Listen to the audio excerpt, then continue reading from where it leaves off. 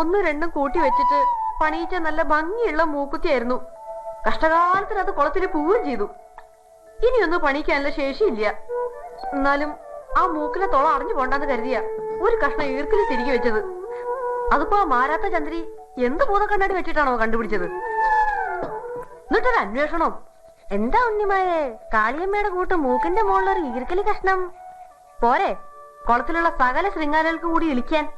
Show, നിന്ന നിലയിലങ്ങോട്ട് ഉരുകിപ്പോയി നാണം കെട്ടിട്ട്.